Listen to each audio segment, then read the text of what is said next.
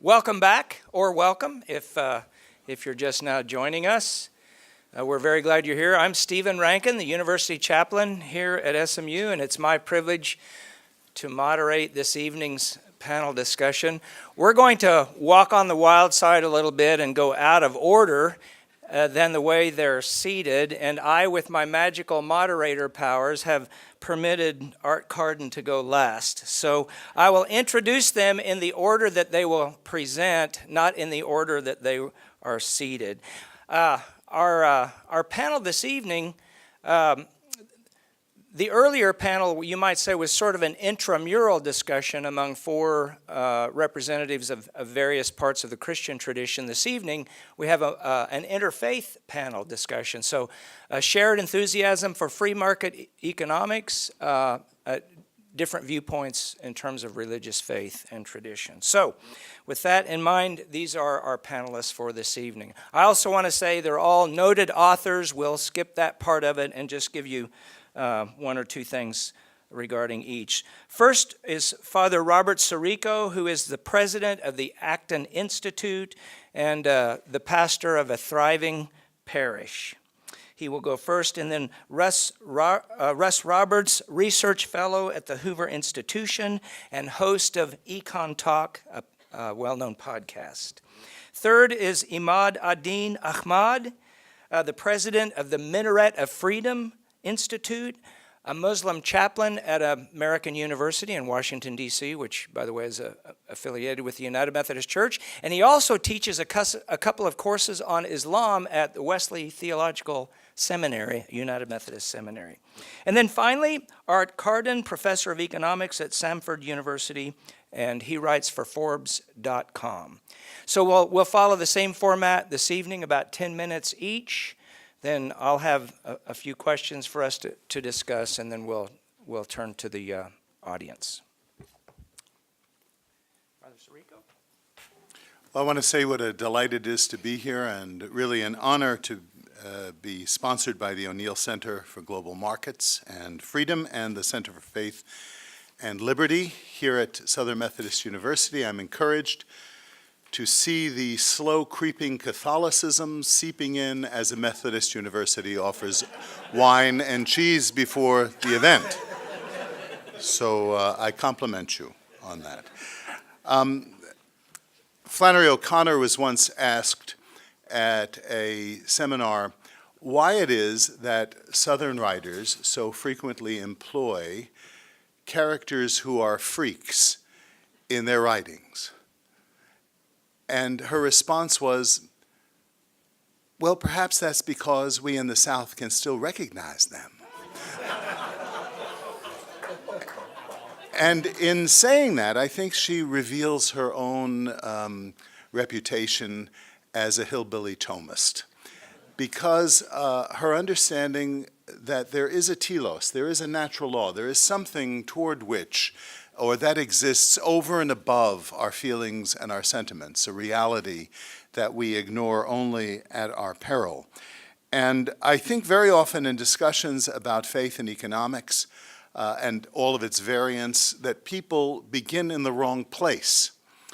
We need to begin at the base, not just we're concerned about human beings, but a more fundamental question, and that is, who are human beings?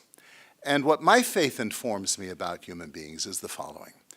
And by the way, this is accessible to anyone who cares to reason. The most obvious thing about the human person is that we are corporeal, we are physical. In fact, we are situated in a physical reality, which is why in the second instance the question of economics arises.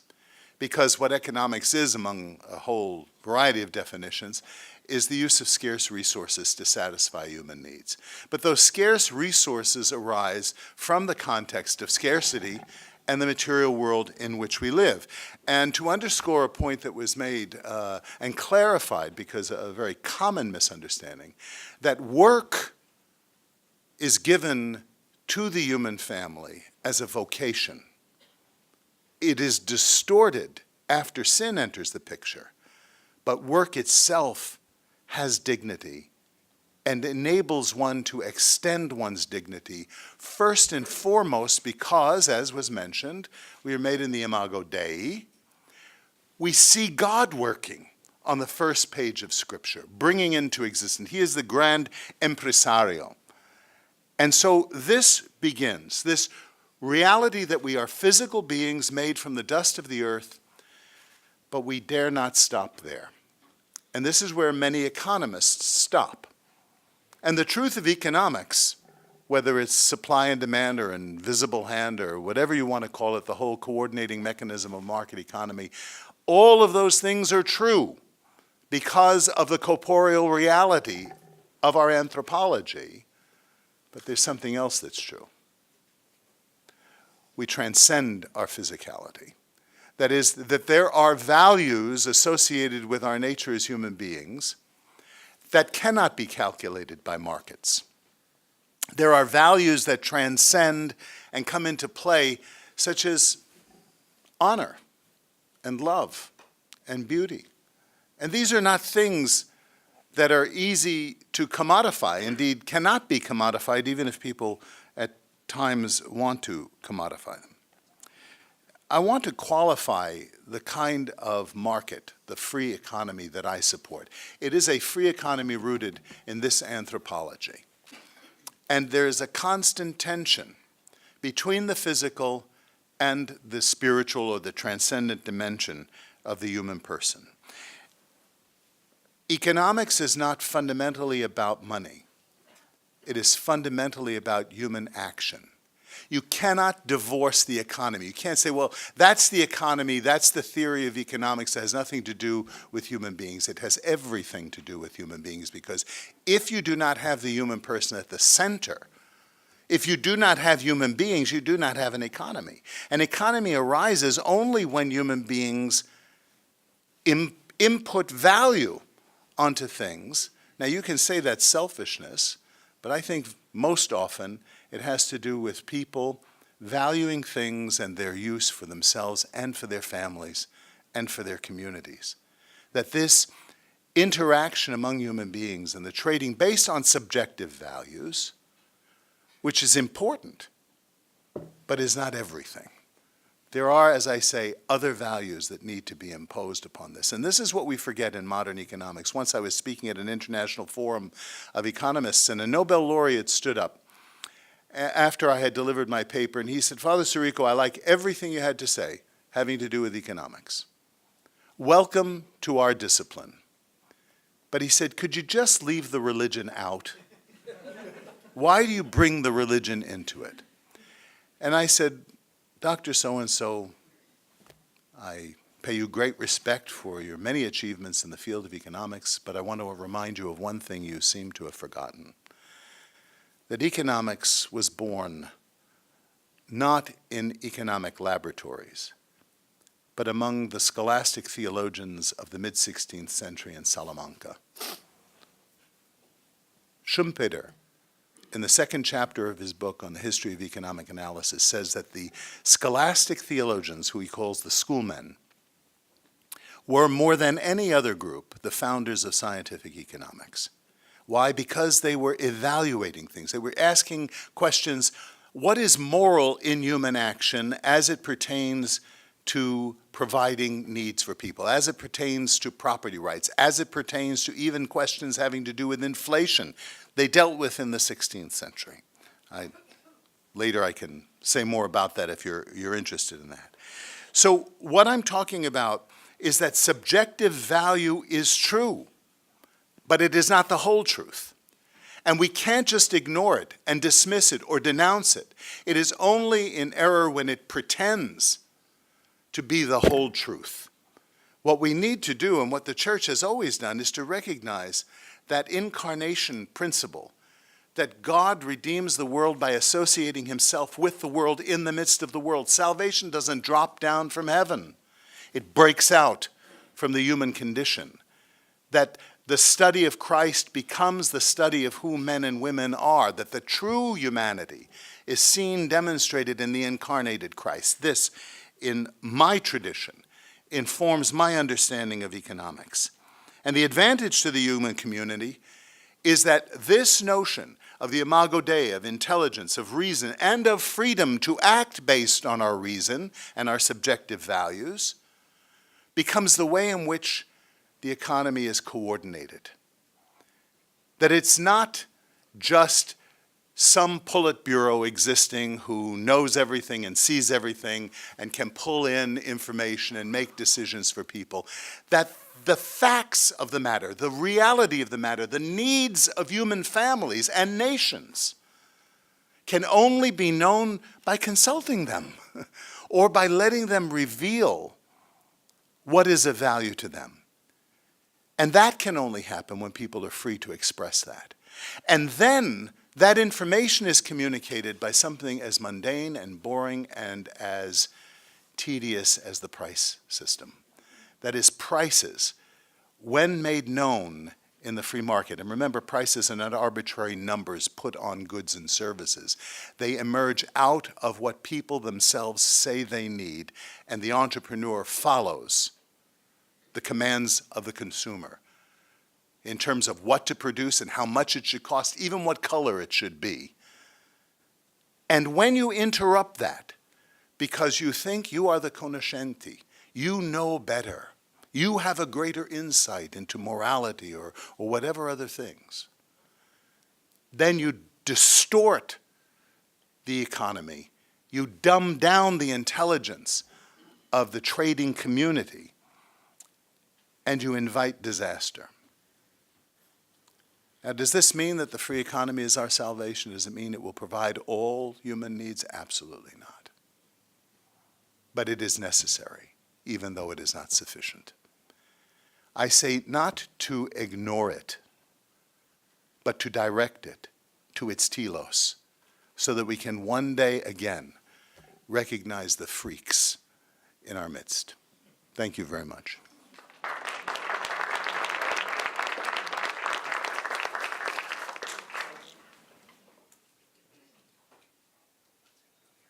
So I'm tempted in response to that to say, especially given that I'm the Jew on the panel, everything he said except for the Christ part, okay?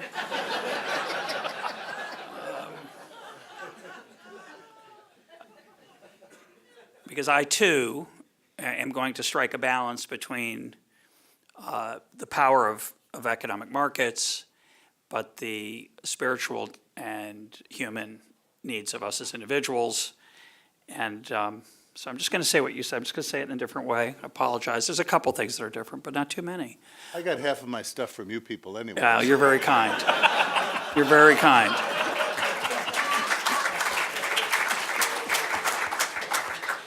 I think he meant as economists, but maybe not. Anyway. So I'm actually going to be a little bit critical of economics as Father Sirico was, because I do think there is a tendency in our religion as economists to over-worship economic growth. And before I talk about why that is, I do want to say that economic growth is overwhelmingly a glorious thing compared to abject poverty. I don't want to romanticize anything about poverty, and I do recognize the power of economic well-being to give us lots of things that gives us the freedom to enjoy the Sabbath, say, and take off 14% of your work week is an incredible luxury.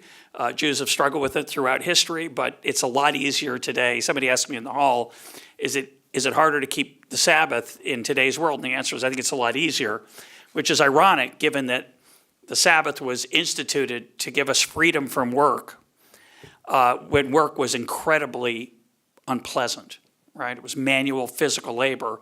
Now, most of the people I know who keep the Jewish Sabbath, the sacrifice is not financial, it's not being able to check your email.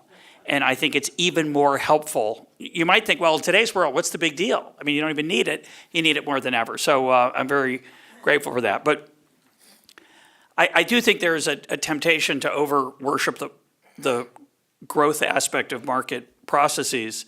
And obviously, a religious perspective suggests a different approach. The first panel used the word flourishing, and I would add it as well, that of course, the fundamental goal of life is to flourish. It's not happiness, by the way. So I think the modern focus on happiness is a moral and spiritual dead end. We look for meaning. We look for deeper satisfaction than I think the word happiness captures. So when I think about economic policy, I want it to enhance our opportunity to flourish, to dream, to find meaning as we define it as individuals, and to pursue a path that speaks to us.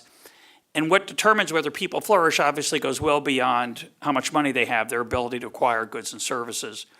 An overemphasis on growth, an overemphasis on the material, an overemphasis on material prosperity ignores the human desire for meaning, our desire for transcendence, the challenge of overcoming our self-centeredness, our longing for belonging, our desire to connect with other people. And I think if you focus too much on the virtues of growth, if you're not careful, you think you're a scientist or an engineer that just gets the math right and gets that religion stuff out, but of course it's central, regardless of which particular faith you're in, or even if you have no religious faith. If you're an atheist, it's still essential to the human experience of how we live. It's not just about money. According to a particularly sterile but typical economic theory, a person should be indifferent from winning $25,000 in the lottery, receiving a $25,000 welfare check, or earning $25,000 working. In fact, in the standard economic model, the best outcome is to get the welfare check or win the lottery, because then you have more leisure, and leisure is good and work is bad. And we had some interesting conversations about this in the first panel. For many of us, we are blessed. It's a very modern phenomenon. It's an incredible first world luxury that we enjoy our work. How many people here more or less enjoy their work? Raise your hand.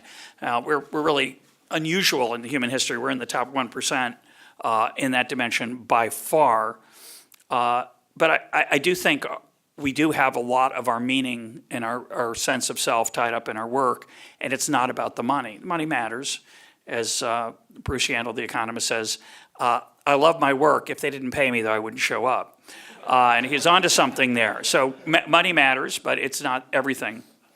The Talmud asks, who is rich? And the answer is one who is content with what one has. There's an idea in Judaism, which is tikkun olam, the repairing of the world. The idea of tikkun olam, which goes back centuries, perhaps longer, but it certainly saw its most poetic expression in the mystical writings of around the 17th century and later in the Hasidic world. The idea is that the world is broken, that we're here to fix it. We're here to fix the broken heart, to fix the broken dream, and to fix that which is broken within ourselves, to encourage people to reach for the sublime and the transcendent rather than merely the material. And certainly it's also about helping people who are suffering, whether it's from poverty or disease, but material prosperity is not all that matters.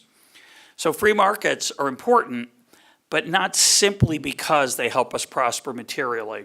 I'll give you an example here that's captures it for me. I'm a passionate, as anyone who knows me knows, I'm a passionate defender of free trade. And when NAFTA was being considered back in the 90s, there was a town, Arcola, Illinois, where brooms were made. And it turned out that if NAFTA passed, that we were told that town would basically shrivel up and die. The brooms from Mexico would destroy it. There was a large tariff on brooms at the time. And this town would be, all the jobs would be lost and the community would be destroyed. And so the question was, is it worth it to have cheap brooms if it destroys this town? That was the debate. And I thought that was the wrong debate. I'm going to tell you why. First, a footnote. Most of the workers in that broom factory were Mexican. They were really good at making brooms. They'd been bussed when the factory was born. So what really was going to happen is that when the factory closed, they were going to go back to Mexico and work in Mexican broom factories. Whether that was good or bad, I don't know.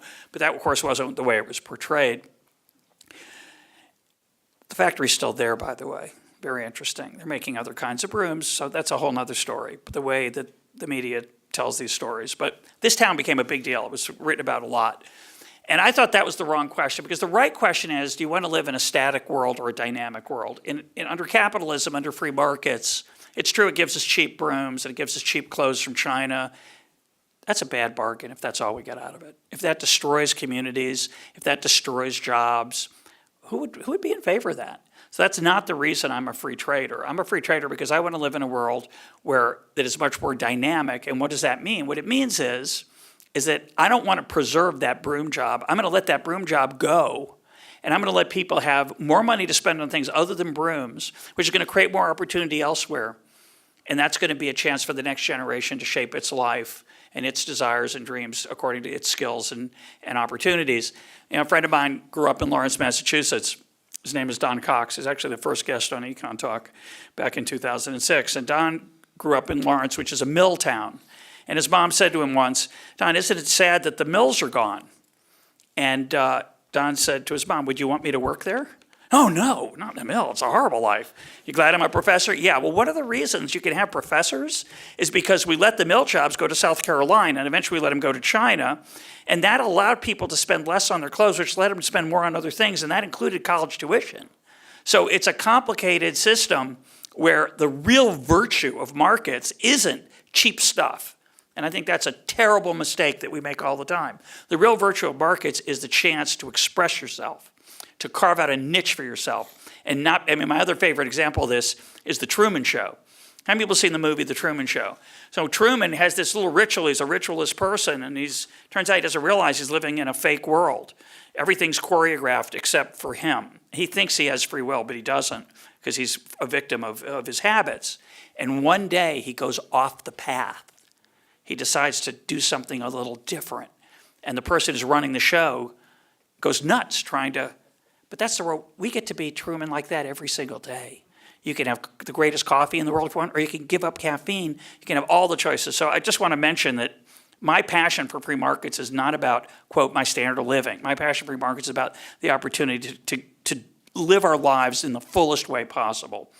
I just want to mention, given the first panel, I don't think it's anything to do with greed or selfishness. It's about it's about channeling the natural human urge of self-interest, which we all have, good and bad, and to channel in ways that require us to help other people if we want to be successful.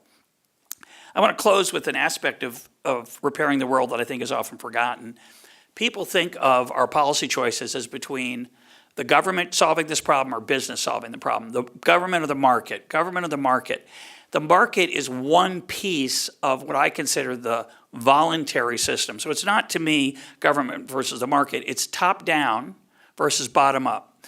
Bottom up means undirected. It means solutions emerge from the choices we make. There's two types of emergent bottom-up solutions. One of those is for the market.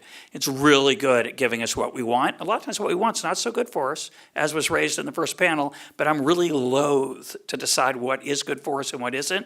So I want to leave that to religion, to preach, and to save your soul. I think that's glorious, and I want government in that business. I want it out of that business.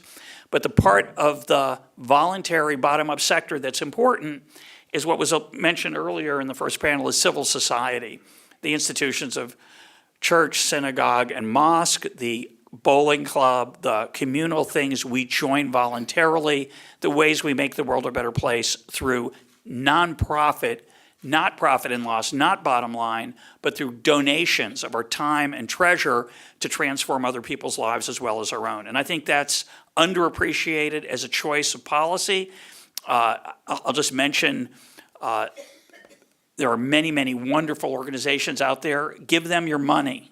Give them your money that work with people who are struggling, who can't flourish. Our typical way of helping people who can't flourish is to give them money. It's not the worst thing in the world. Money's pretty great.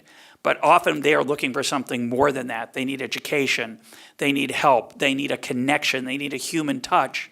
And organizations on the ground as part of civil society that are nonprofit, non-governmental, non-business are doing that. So when I want to get rid of the public school system, which puts me in a very small group, it's a hard sell. People say, oh, are we going to have just businesses run schools? Well, that wouldn't be very good. I wouldn't think that would be a very good solution. I want to have charities, foundations, philanthropists create lots of good schools that compete in the marketplace, and they will serve people not to make a profit, because that would lead, you know what that would lead to if you did that? That would lead to like poor people getting really crappy schools. That's what we have. It's a horrible thing. It's a horrible thing. So we want people to flourish. We need to give them a decent education. And if we do that, the current system is failing them terribly. But this alternative to the current solution is not a for-profit school system. It's a for-people school system that's decentralized. I'll stop there. Thank you very much.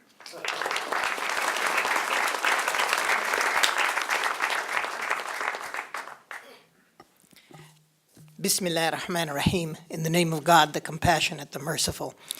Allow me to greet you with the traditional Muslim greeting, Assalamu alaikum, peace be upon you. I'm in a position where I can't just assume you know the context of my religion and talk about its economic insights, unfortunately. In fact, it's not just that people don't know much about Islam, it's that most of what they hear is wrong. So in 10 minutes, I have to give you a context, and then I have to talk about the economic insights that come out of that context.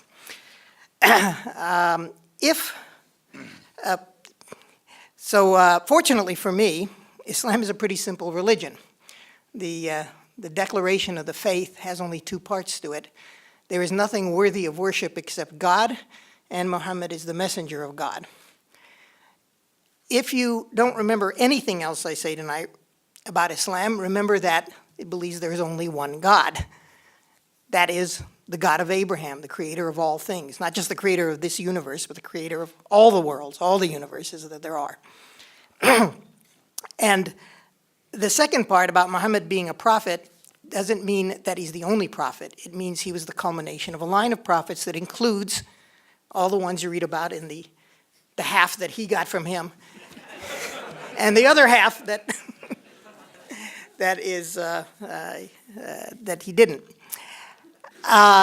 They're all mentioned. They're mentioned in the Quran, many of them by name, and some of them by indirectly. But we believe that Muhammad, peace be upon him, was the final prophet in that line. So, why this is important is because it not only does it explain why a lot of what I'm going to say is going to remind you of what they said, it's the same tradition, but also this idea that there is none worthy of worship except God is so essential because it leads to everything else in Islam. Every individual is directly responsible to the Almighty for their actions. In Islam, one of the big differences between Islam and the other previous traditions is we do not believe in original sin. So I'm going to start with the parable in the Quran about the story of Adam and Eve, and this is going to sound very familiar to you. Differs in a few details, but the details are quite significant. In the Quran, it says that God told the angels he's going to create a vicegerent on earth. The word vicegerent, I'm translating as vicegerent, is khalifa in Arabic. An agent on the earth. And the angels say, are you going to put the earth in charge of someone who's going to create mischief and shed blood? The angels, who have no free will, are incapable of doing wrong. But God is going to create a being in whom he's going to breathe of his own spirit and give free will and give the ability to choose between right and wrong. And the angels don't understand. God says, I know what you know and what you do not know. He creates Adam, breathes of his spirit into him, and he says to the angels, tell me the nature of things. The word is also names, but names is understood to mean nature. The angels say, we only know what you tell us. Having no free will, they're incapable of original knowledge. God says to Adam, tell them the nature of things, and he does. And God says to the angels, bow down before him. This seems curious. Why would he tell the angels, who never do anything wrong, to bow down before a creature who might?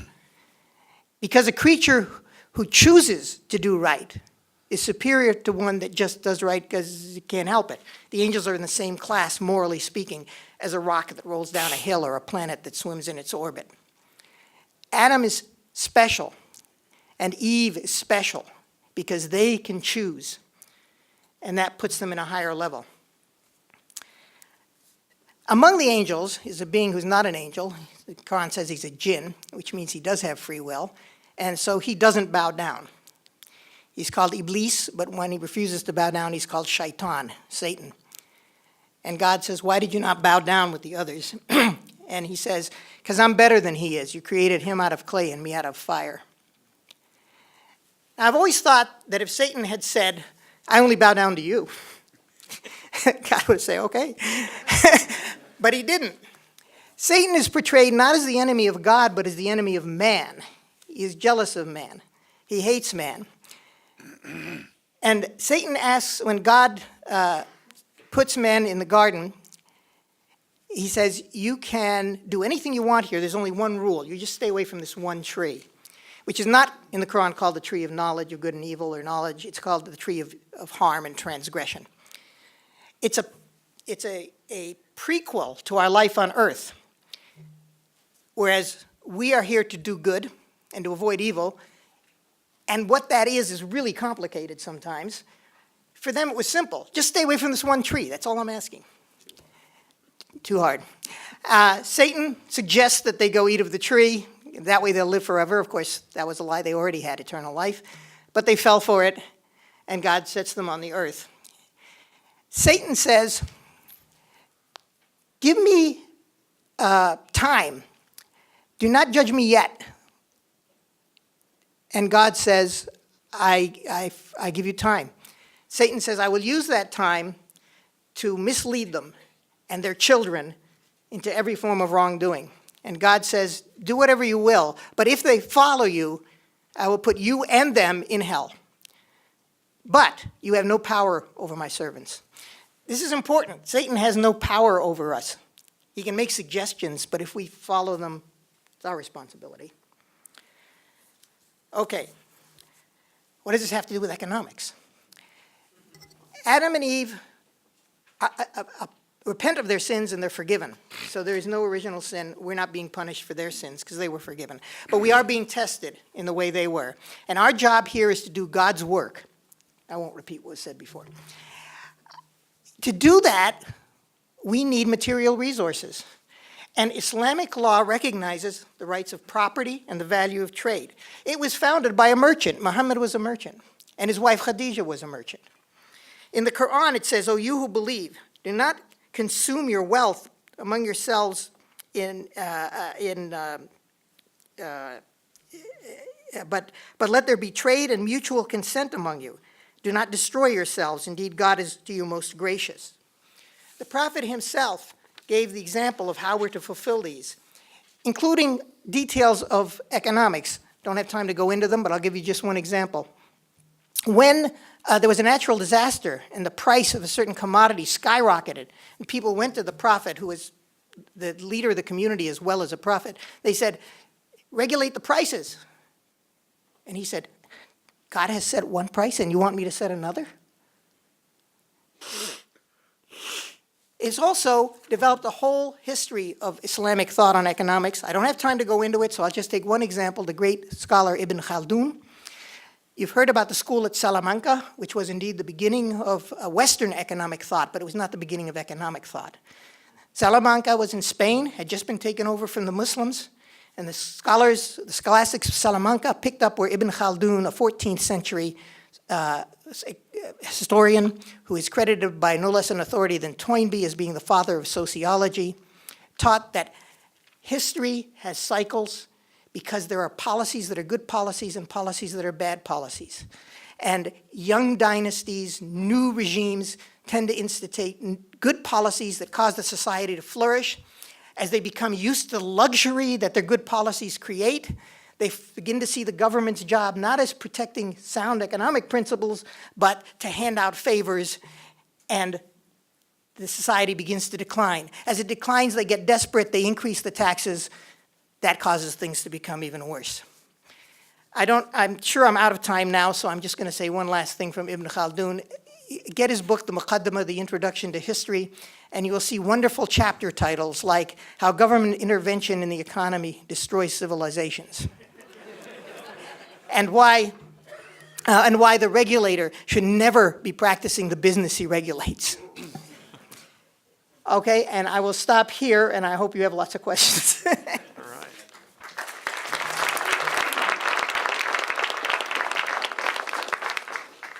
So I really appreciate the opportunity to be here. Like I said at the beginning of the panel, like this has the beginning of a joke written all over it, almost. I'm a professor at a Baptist university, so I get a lot from you guys and a lot from you guys, and I agree with an awful lot of what is said here, with the exception of the original sin part and a couple of other minor differences that we can probably try to iron out. We'll probably try to iron those out before the evening is over. But what I'd like to do is just say a couple of quick things about the instrumental value and importance of free markets, voluntary exchange, and private property. And then I'd like to say a couple of things about how markets enable us to respect dignity. Not how markets make us respect dignity, or how markets force us to respect dignity, or how we can respect dignity in markets, but how markets actualize our respect for others' dignity. And I want to do all this in the context of a verse of scripture, Galatians 6:2. And again, I'm a professor at a Baptist university, and one thing that we do is pull scripture sometimes from its context. In this case, I don't think that's what I'm doing. In Galatians 6:2, we're told, bear one another's burdens and so fulfill the law of Christ. And the best set of social institutions within which we can bear one another's burdens, I submit, is the free market voluntary economy.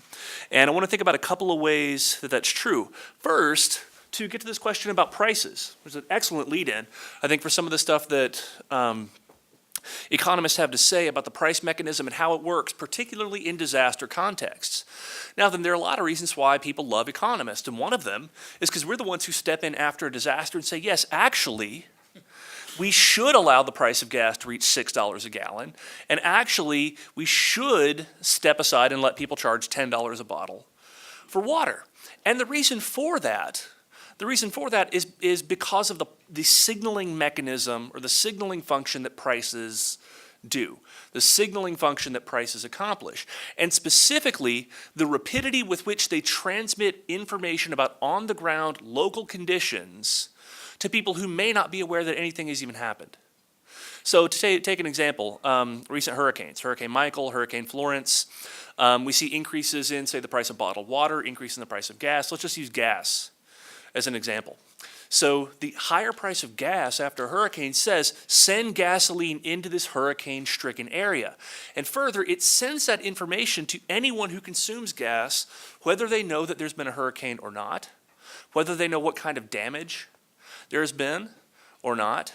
And indeed, it's the price mechanism that tells people and provides them with a very, very strong incentive to bear the burden of those on the ground, those in local conditions we may not know, may not understand, but can nonetheless, in some sense, fellowship with, or in some sense, participate in, by recognizing and responding to a higher price of gas, or a higher price of bottled water, or a higher price of any of a number of other things. Now, it all sounds well and good to say we should care about one another, and indeed, I agree that we should. I fully 100% believe that we should, but our capacity, our cognitive capacity and our moral capacity is limited. And I think this is one of the most important insights that we get out of the work of Adam Smith in the Theory of Moral Sentiments and the Wealth of Nations. Quite simply, I know and love my own children like I can know and love hardly anyone else. My ability to know and understand local context is very, very, very, very limited. And indeed, I think, just kind of by way of digression, I think that this is to the extent that economists have a lot to repent for. And believe me, we have a lot to repent for. One of those things is a tendency on behalf of economists to swoop into countries or societies or situations where we don't know, we don't understand the culture, we don't speak the language, and say, hello, we're here to fix you. I think that's something that is fundamentally beyond our cognitive and moral capacity. But the price mechanism is essential if we're going to share in and bear one another's burdens. A second setting in which we do that is in insurance markets. And what is insurance? What is insurance if not the sharing of one another's burdens? By innovating and coming up with new ways to insure risk, to price risk, we come up with newer, better ways to bear one another's burdens, and ultimately reduce the impact and reduce the negative effects of these kinds of disaster situations, these sorts of scenarios, these sorts of really, really bad things that happen periodically, whether it be health, whether it be life, whether it be car, whether it be property, whether it be any of a number of things. The market mechanism itself is a mechanism by which we're able to share the burdens of people we may not know, and quite honestly, people we may not like if we met them, in a way that we cannot, in a way that let me back up for just a second. Okay. We can't share the burdens of people we don't know, people on the other side of the world, in the same way that we share the burdens of our families and our close friends. Market mechanisms allow us to do this by transmitting prices. So the third thing I'd like to do, and this is going to kind of bleed into these questions or these points about the relationship between markets and respect for human dignity, and that's the role of market mechanisms in overcoming poverty. The Brookings Institution recently released a report about what is quite honestly the most important thing that has happened this year that no one is talking about. And that's the fact that by historical standards, by global standards, more than half the people in the world now have what we might call a middle income or a high income. We spent a good bit of time in the first panel talking about inequality within relatively wealthy societies like the United States. But globally, inequality has been falling with the liberalization of China, the liberalization of India, the adoption of the institutions of economic freedom around the world. So while it is true that there's a larger gap, at least in terms of money income, between the very, very, very high income and just the high income folks in relatively wealthy countries, the rest of the world is catching up, and the global income distribution is coming to be far more equal. And who's doing it? So one of the panelists earlier said you don't get $50 billion without stealing, and to a certain degree that's true if you're a dictator. A lot of dictators who were billionaires, and they got it by stealing. Bill Gates, however, did not get his billions by stealing. Jeff Bezos did not get his billions by stealing. Steve Jobs and the Walton family did not get their billions by stealing. And indeed, if we're to trust the estimates of William Nordhaus, the economist who was recently awarded the Nobel Prize, in part for his work on climate change, entrepreneurs capture about 2% of the value that they create for the world. So yes, Jeff Bezos is very, very, very, very wealthy. Sam Walton and his heirs became very, very, very, very wealthy, but they only captured about 2% of the value that they created for the world, the value that spread out to the rest of us who have access not only to cheaper and higher quality goods and services, but more opportunities to flourish than ever before. I'd like to say just three more things about markets and respect for dignity, particularly with respect to people's tendency to indulge what Friedrich Hayek called the fatal conceit. And the fatal conceit, I would argue, is basically this presumption that we can step in and fix people. There's a recent working paper by Lant Pritchett from the Center for Global Development trying to estimate the effect of migration on earnings for the world's poorest, and comparing that to very high quality interventions on the ground in the countries that the world's poorest live in. And he argues, I think very, very memorably, that the least we can do is better than the best we can do.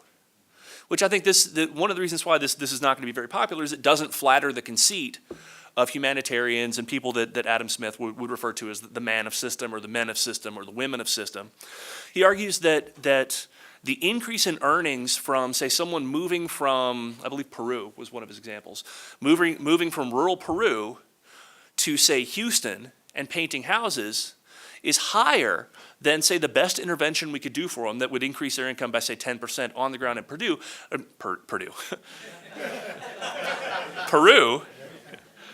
by a factor of about 50. That's not 50%, that's 5,000%.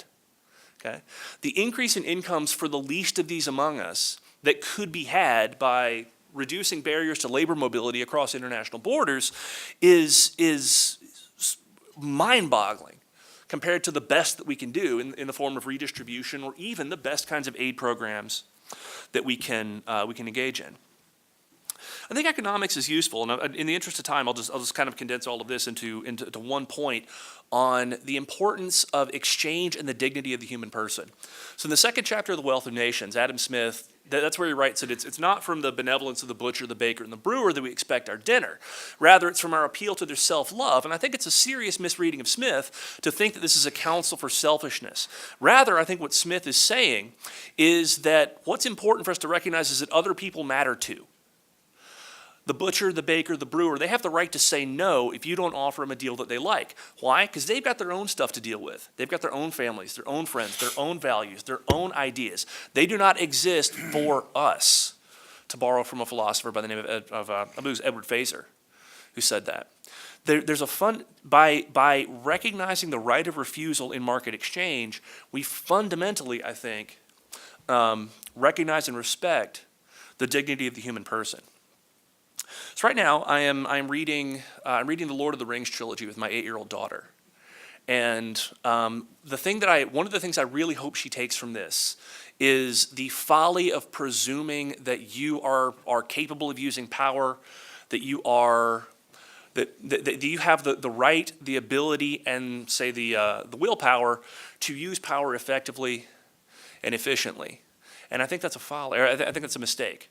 I think it's a mistake for us to look to power as a way of solving social problems. Rather, instead, I think the institutions of voluntary exchange are consistent with respect for dignity. They're consistent with long-run economic growth. They're consistent with human flourishing, very, very broadly defined. And so with that, I'm going to turn it back over to the chair.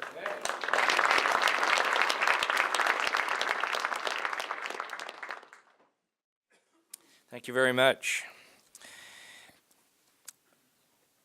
In the first panel, and to some degree in this panel, the Christian doctrine of original sin has been mentioned and explored. I wonder if we could start, perhaps some of us would appreciate very much a quick tutorial from Imad-ad-Dean and from Russ, an answer to this question. What in your tradition speaks to the brokenness of humans that has economic consequences?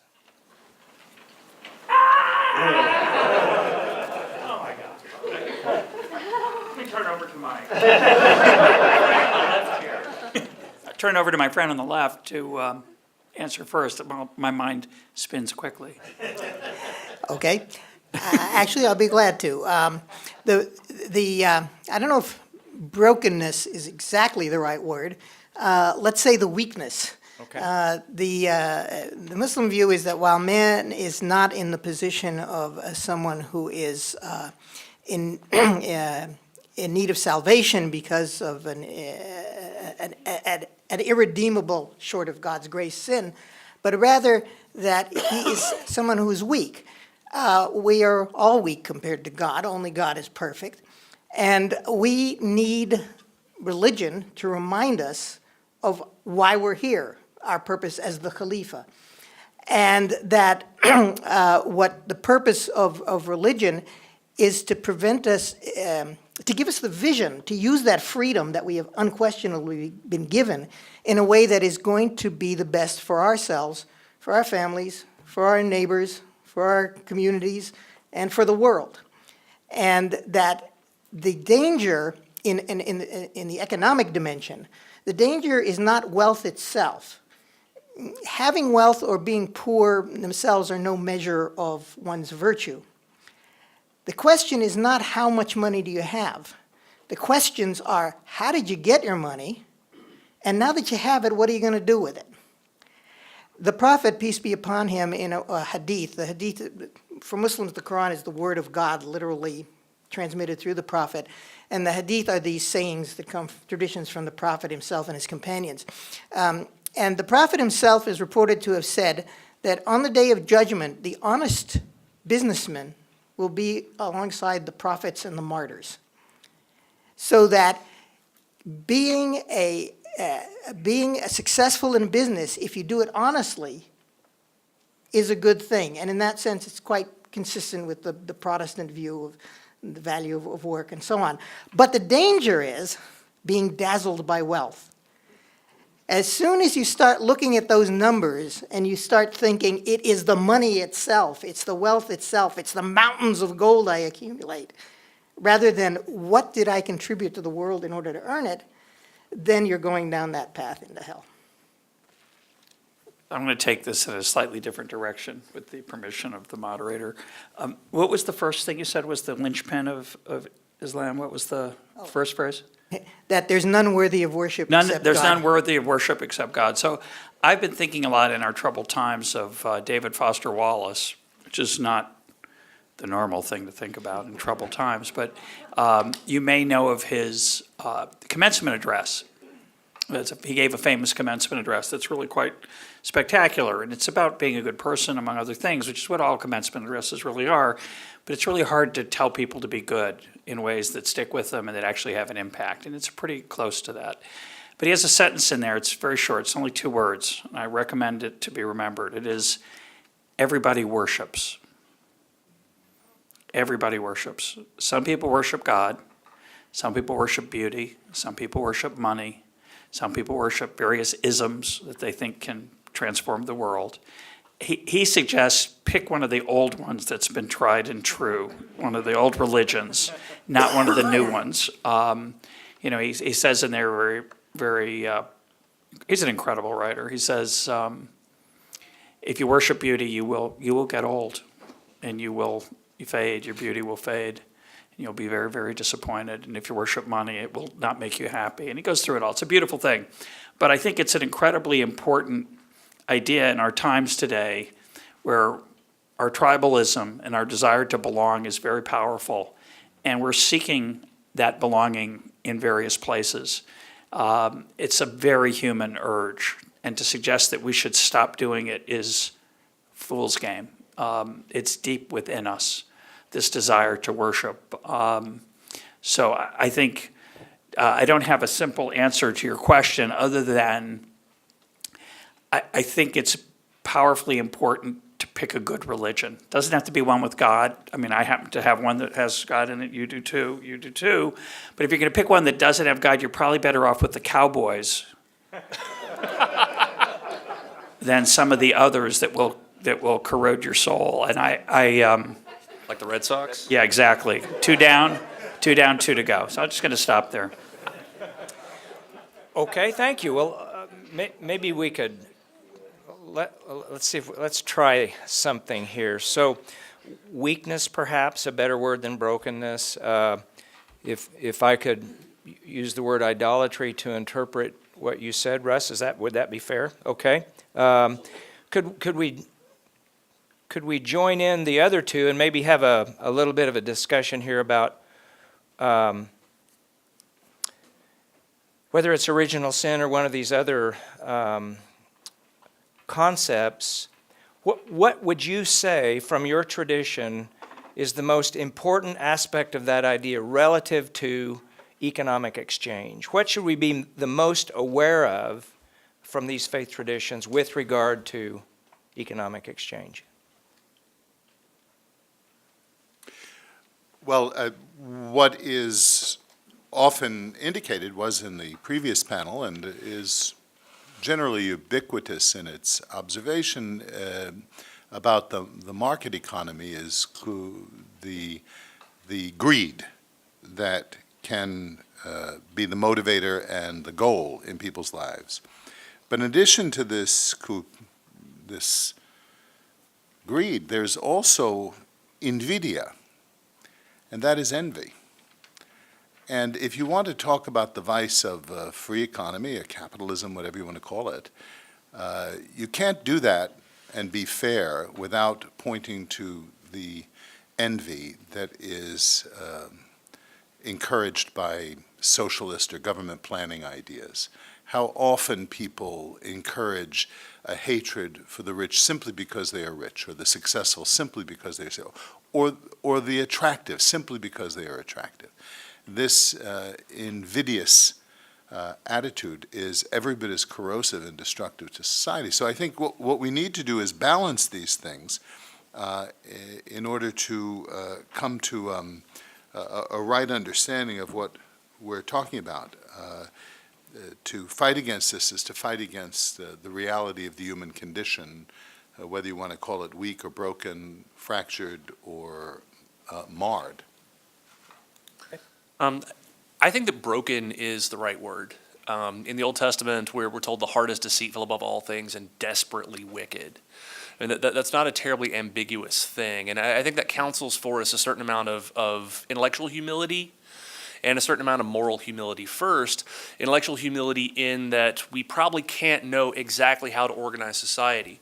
So my favorite computer game is called Civilization. I don't know if you've grown up or if you played Civilization many nights, all night in high school playing Civilization. I was playing it on the plane this morning. You could $7 on your iPhone or something like that. I'm the Romans.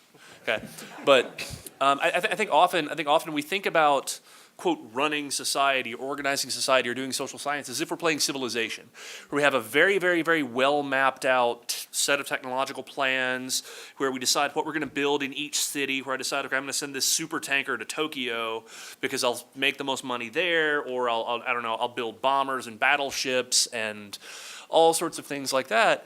Without sort of stepping back and saying that's not how real societies work. Like, this is fun to do as a way of consuming a little bit of time, but the cognitive problem of social institutions is of a fundamentally different kind than this. And then when we think about moral limitations, here again, I think about Lord of the Rings, and I think about the presumption that we can be trusted with power.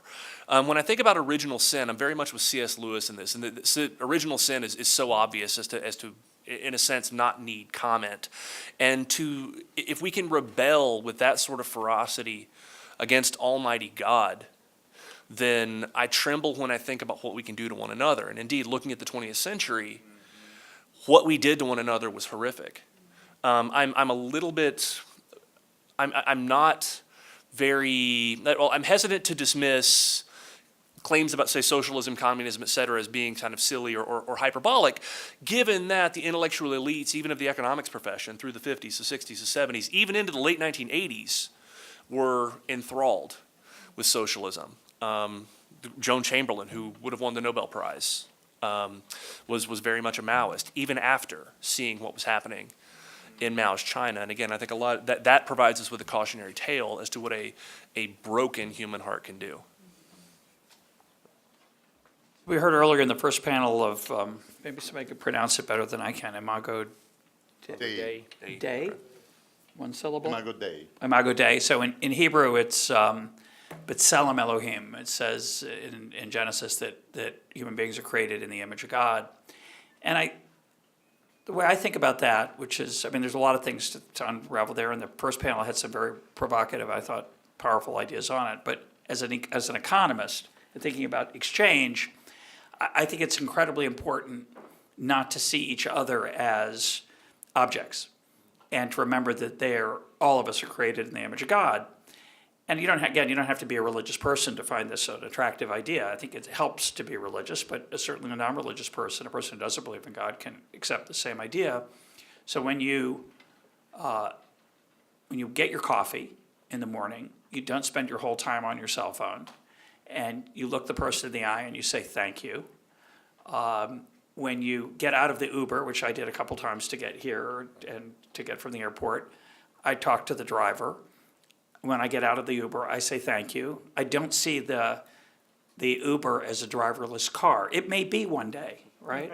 But right now it has a human being who's partially in that job for the pleasure of human interaction and not merely to serve me. They're happy to serve me. They're paid to serve me. But part of their reward, part of the pleasure, part of the satisfaction from interacting in a commercial way is that human contact. And we have a lot less of it than we used to, right? I'm on Amazon, I'm on Google Express, I'm ordering things through this extraordinary network of human cooperation that we've talked about today.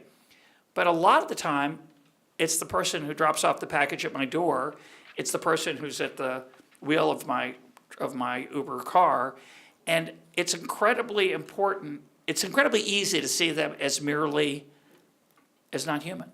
Is not created in the image of God, of not having agency, of not having emotion, of not having a human soul.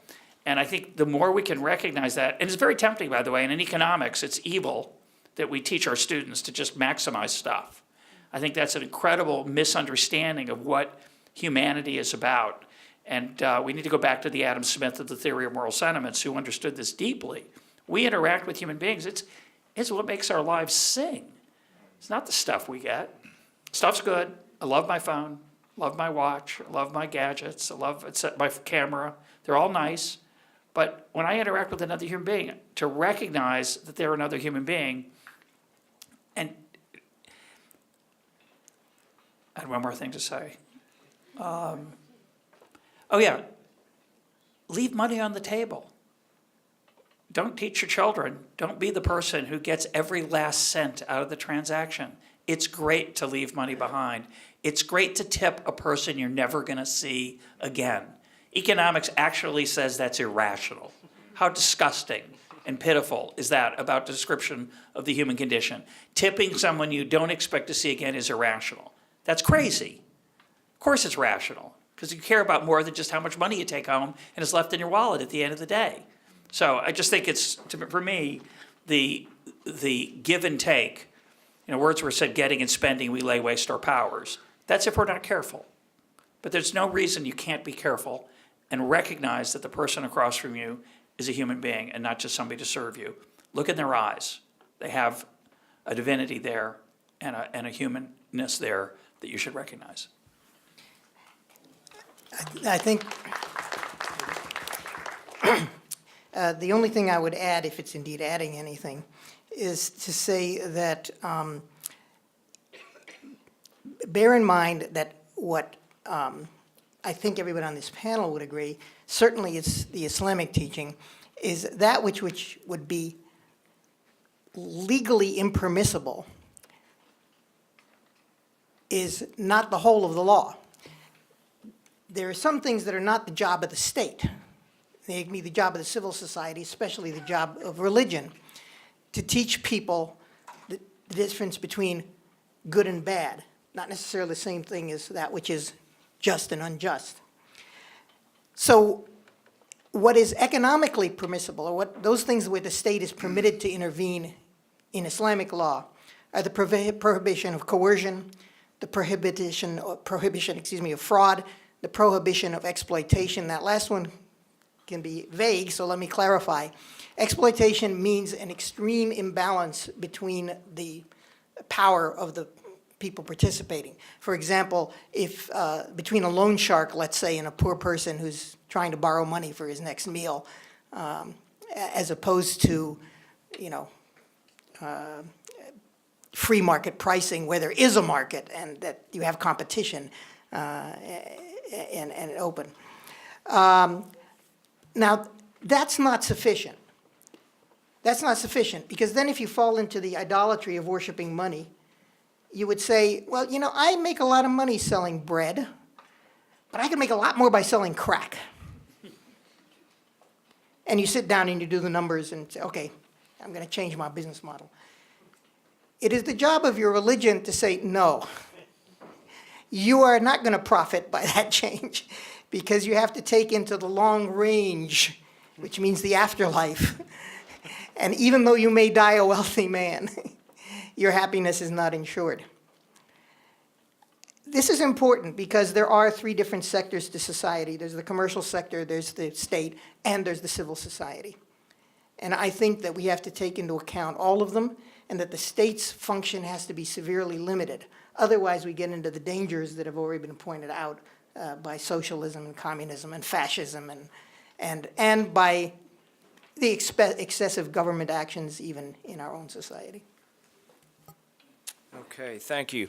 I'm cognizant of time. We need to get to our audience for questions. I would like to try one more question, and in some ways we've probably covered this material already, but I'd like to present a little scenario to you. So you are now tasked, and I know this isn't a hypothetical exactly, but you are tasked with teaching an introduction to economics class to 18-year-olds. And they come into this class with a lot of ideas about becoming rich and famous. So it's not a blank slate. It's not a blank slate. What is the one principle from your faith tradition that you believe is absolutely essential to help them understand economics? And if you could, just kind of a brief answer there, but the one thing you'd want to get across. I'll begin, and I would say it is that piety is not a substitute for technique, because without technique, piety is helpless. to make use of nature for the glory of God. I wish I had written that line. In point of fact, it's from Étienne Gilson, a great philosopher. And that involves the whole of the thing. That, in other words, it's not so much that we are fighting against gravity, to use the metaphor of the previous discussion. It's saying that we are working with gravity. And you don't have liftoff by ignoring gravity. You have liftoff by understanding what gravity does and being able to work with it in order to launch. Piety is not a substitute for technique because it recognizes the incarnational nature. And the fight against the market that we hear about so often is a fight that primarily goes on within the market. We call it competition. So I think those are the kind of core moral principles, recognizing the incarnation and the goodness of the material world. I would agree with those, and then emphasize the fallenness and the brokenness of the human heart. Again, I can't really stress this enough. Fortunately, I teach 19-year-olds, so they come in and they're past 18 and they've got everything figured out. So completely easy. But helping them understand that they are not the moral, intellectual, cultural, etc. superiors of the world. They do not have the prerogative to choose for others how to live. Yeah, I don't have an easy answer for that other than to say that the deepest thing I think economics understands, which comes out of Adam Smith and comes out of Hayek, is that there are things in the world that are not designed by any individual, that emerge from the choices we make together.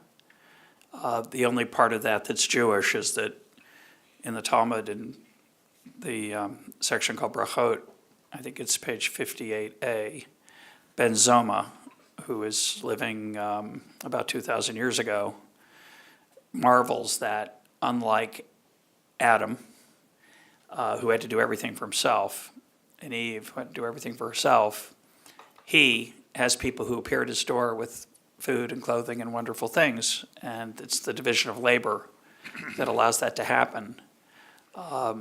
Rabbi Jonathan Sachs called that the dignity of difference.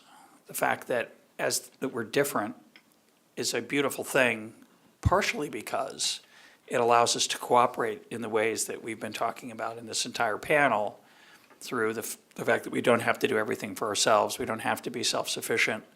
We cooperate with others both intentionally in the organizations that I talked about earlier, such as charities.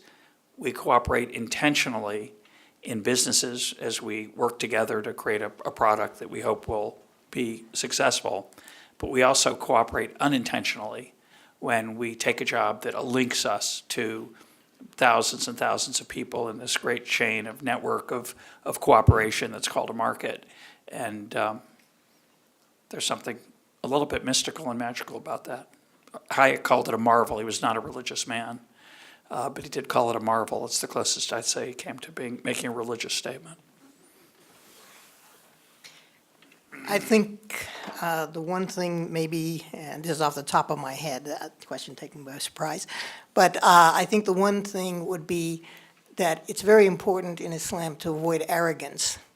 And that's one of the things that I think Hayek shows us, is not to be so arrogant as to think that we know everything, we can fix everything, but to avoid that fatal conceit, to be able to recognize that things like prices in the market, for example, and one could quote that hadith I quoted before to justify it on a religious basis, that the prices in the market are telling us things that we need to know. And instead of saying, no, we know better than the market, we're going to change the price, to instead say, let's use this information, maybe analogous to the example Father Sirico made about, knowing the laws of gravity is the way that you get to do stuff. It's not a kind of fatalism. It's rather intelligence. And to combine freedom with vision in order to try to make life better for everybody. Okay, thank you. Well, let's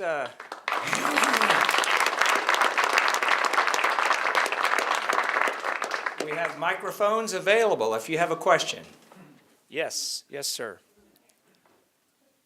Hi, thank you. This was wonderful, really, truly wonderful. I have a question about, somewhat derivative from the last council, about talking about welfare, socialism, subsidies, the attempts, the secular attempts to sort of level the playing field and to give back to people who are less fortunate, et cetera. But I'm wondering, as society, as a civilization, have we poisoned the gift of charity by doing this, both on the recipient end, because you essentially replace the humility of charity with entitlement, and on the giving end, you replace the joy of charity with taxation. Now, from the strictly, purely economic standpoint, you could argue that minus transaction costs, there's no difference between charity and welfare. But I'd like to hear your comments on what we've done to ourselves by making that change. What you said just at the end, I think, points to the dichotomous presupposition that people bring to these questions. That is, to think that economics can separate itself from the real world. Because the people acting, whether charitable giving or receiving, are human beings. They're not just individuals. We are, in a sense, individual, right? We're unique. We're genetically distinct from our parents. From the moment of our conception, we are that. But we are also always in relationship with one another. So a better word than the word we slip into, individual, is persons. And that richer reality of that reciprocal reality of that, is what the state fails at, and these economistic economists fail at, in seeing the rich connection. I mean, after all, it was really a biblical idea that invented the notion, and it built over time, of charity as an institution and institutional and international institution. It's the notion that we give not because you are of my faith, but because I am of my faith. And these institutions that grew, whether it's the hospital or the university or these charitable institutions that grew not by the state. The state later co-opts them. Fellow Texan here, Marvin Olasky, points this out in The Tragedy of American Compassion, where we make this mistake of thinking that compassion is giving things to people, when in reality what it is suffering with people. Sometimes we suffer because my bank account is lightened by what I do. But the more important thing than the material subsidy is the solidarity that occurs. And then you're probably going to bring, I hope you bring up Maimonides' ladder. Good, then I'll stop. We're a great team, by the way. You could call it the Judeo-Christian tradition. What? You could call it the Judeo-Christian tradition. You could, yes. So Maimonides, 13th century Jewish sage, had different levels of charity, the highest being anonymity on both sides. But higher than that still is giving a person a job, teaching them a skill, which is, of course, a riff on or the joke is the riff on Maimonides, which is, give a person a fish they eat for a day, teach them how to fish they eat for a lifetime. The better version of that for this panel, which I wish I knew who said it, one of my readers said it and I forgot who it was, which was basically something akin to embed them in a market and allow them to trade with others and they'll become prosperous, right? You don't just, if you're reliant on finding a fish every day, you still have a pretty hard life. But if you can build a fishery in a a trading business and sell fish to a large group of people, you have a chance to avoid economic insecurity. So I'm very sympathetic to the idea that we've destroyed some of these bonds. Of course, it goes way beyond charity. We've destroyed the family, right? I don't have to take care of my parents anymore because the state takes care of them through Social Security. I don't have to take care of my marriage is not an economic necessity anymore because we have welfare. So having said that, you could argue that all these government interventions are horrible. Of course, the flip side is maybe we had to do all those things because the family was falling apart and poor people can't find work. And so it's not obvious to me that even though I'm very sympathetic to the idea of the personal thing that we've lost, the personal thing doesn't always work so well. We have to be honest about that. It's not just a difference in transaction costs. It's going to be very difficult to get people to voluntarily give as much money as the government's able to tax and raise for welfare and helping the poor. So I think we have to be honest about that. At the same time, I'm optimistic that there are ways of improving other people's lives that don't just rely on money. And that's why I say, teaching a person a skill or hiring them is really the much more attractive thing than helping them by giving them things. But of course, there are people who are desperately poor and desperately need to receive something. So it's not, to me, it's a very complicated question. I like to think that in a world where we weren't taxed, we would give large sums of money. I think culture would emerge to encourage that. Would it be sufficient to dent or get rid of the pain of poverty to the level that the government's able to do? It's an open question. Open question. I'd like to try to answer that question directly. First off, in Islam, one of the 5 pillars of the religion, one of the 5 basic rituals is something called zakat, which is obligatory charity. It's not voluntary, it's obligatory. As a Muslim, you must pay, if you have more than a certain minimum amount of wealth, you must pay 2.5% of the excess to the poor and needy. If you don't have that much, then you're entitled to collect up to that much towards the coming year's expenses. Now, the 3 differences between this and government, say, a basic income distribution, which people are talking about, are one, the spiritual aspect. It is important, even though it's obligatory, it's important that you do it voluntarily in order to get the moral credit for having done so. Is a personal issue, notwithstanding the difficulties of the personal distribution, the fact is that when you're giving personally to people you know if they really need it and if they're using it in a permissible manner or if they're using it for, if they're wasting it on things that are forbidden by the religion. But there's also a third element that addresses the question about government's greater ability to access and distribute resources, and that is the element of corruption. When most Muslim countries in the world today, the government collects the zakat and distributes it. You want to know how much goes to the poor and needy? Forget about it. Here in the United States, where we have strict separation of church and state, the zakat is distributed through mosques and organizations. I'm involved with one of them, the Islamic American Zakat Foundation. And a great deal of effort is gone in to make sure that the process is transparent. Anybody can look at our books. The people who come to us are not only given money, but taught how to fish, as it were. And so we try to make things very effective, as do the other organizations.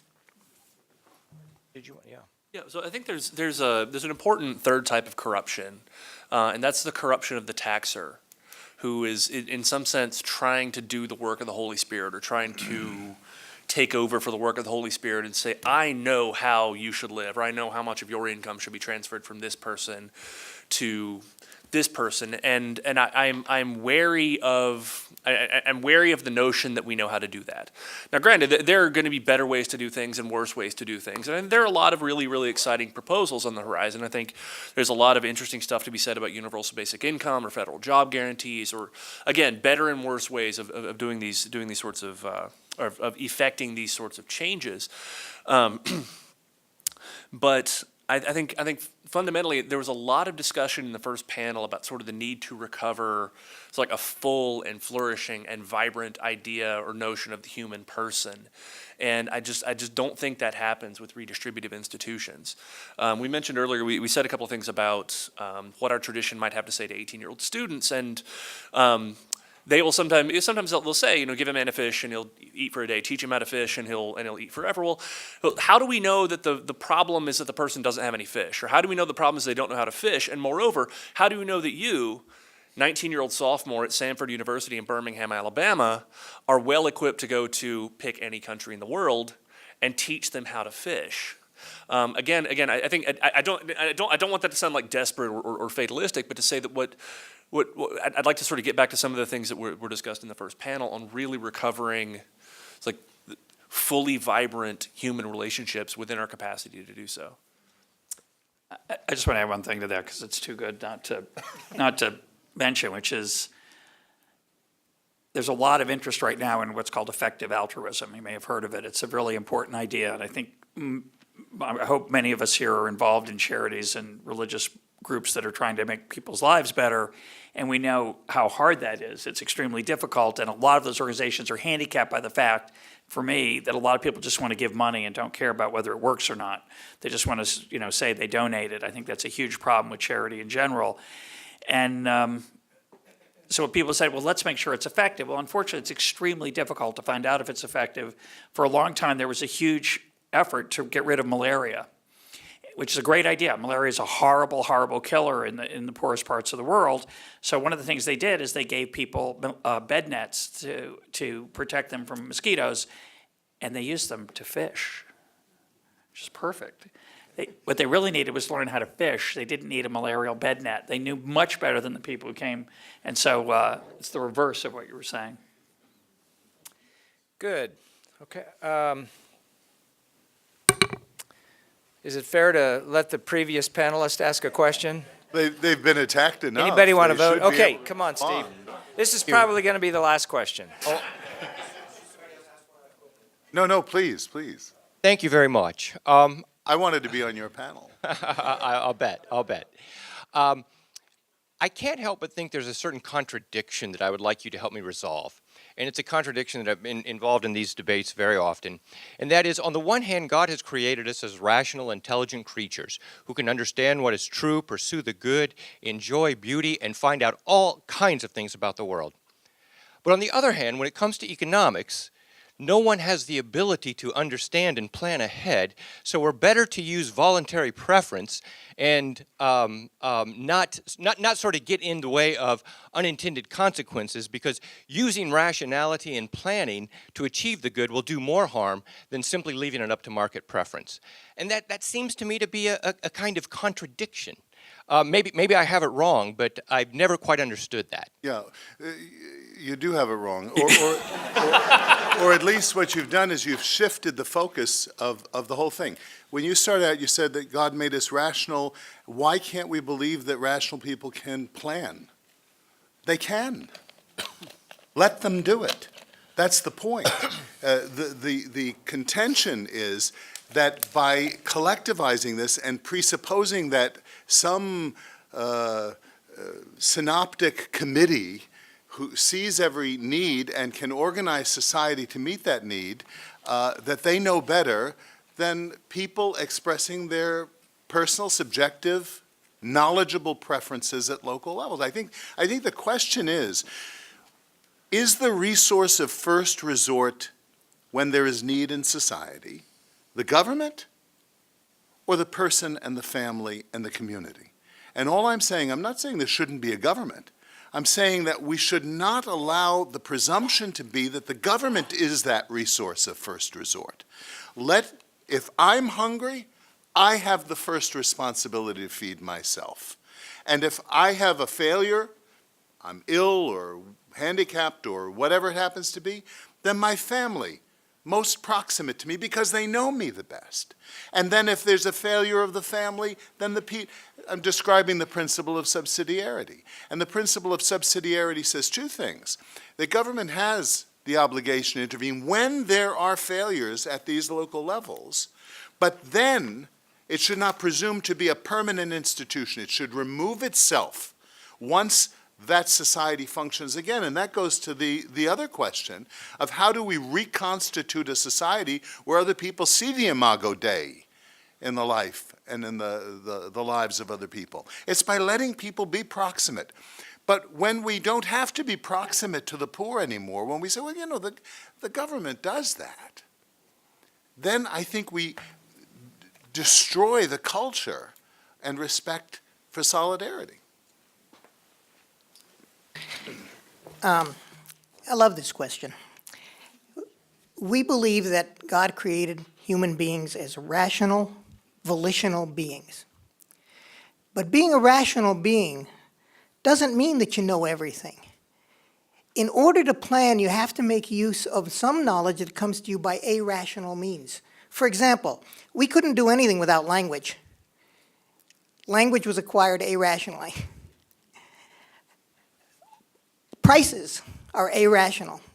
If you suppress the pricing mechanism, you're going to inhibit everybody's ability to plan, and you're just going to ruin the economy. But there's the other side of that, too. We're volitional beings.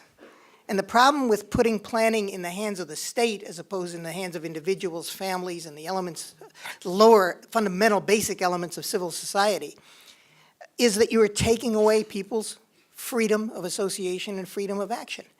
We have to be free to choose. Now, again, I'm not making an anarchist argument here. I'm not saying there's, nothing that should be forbidden by the state. I'm just saying that has to be just on an absolutely necessary basis. The more you can allow people to make their own choices, the more prosperity you're going to have. And the less that you allow people to make their own choices, the less morality you're going to have, by definition. Because if everybody were forced to be good, nobody would be good. All right. Oh, Well, yeah, I don't know how to, thank you for the kindness, it's a deep question, actually, and it gets at the thing I was trying to mention earlier about the fact that government versus market. There are a lot of problems markets can't solve. Markets are really good at solving things where you can make money. Not every problem is solved by things that make money. It's just absurd to think that's the case. It's not, markets don't solve the problem of poverty right now. They do have a huge impact over time, right? But the real issue, I think, is that when you talk about the imperfection of human beings, which, let me say it differently, one of the worst things in economics is the idea of that we're, quote, rational. We're obviously rational in the sense that we try to figure stuff out, and we obviously fail most of the time. Then the question is, now what? Do we allow someone to decide for us, or do we get help from other people? How much do we decentralize through the market, through the price system? How much do we decentralize through charity? And how much do we have to centralize through government and taxation? So I don't think in theory there's any difference between the way you and I see the world. It's not like, oh, I think markets solve everything and you don't. That's a straw man. Markets are flawed. Markets lead to, not markets, decentralized decision-making is terribly flawed. Everything is terribly flawed, right? You don't want to put in opposition to the market the decentralized solution, the one where everything goes great, where I've imposed the good things that we all agree on. That's not available as a choice. So we have to deal with the reality on both sides. Markets are flawed, government's flawed, charities are flawed, they don't have a measurable output, they waste a lot of money. They're all flawed. The question is, for any one problem, you could make a case that some things are better than others. But I don't accept the argument that, oh, I think everything works out great with the market, even though people are flawed and stupid. They are stupid. They make mistakes all the time. We know that. The question is, what's the most effective way to allow people to flourish? And that's a really hard question to answer. I tend to head toward the leave it alone, but I'm not an anarchist, and I do think we need government for lots of things. And you might tend to be more toward we need to intervene here and here because it's not working very well. And then the question is what actually happens in practice, not just in theory, because we both have nirvanas that we think are possible with our perfect world of perfect markets or perfect government. They don't exist. All right, another round of applause for the chairman. Thank you. Thank you very much.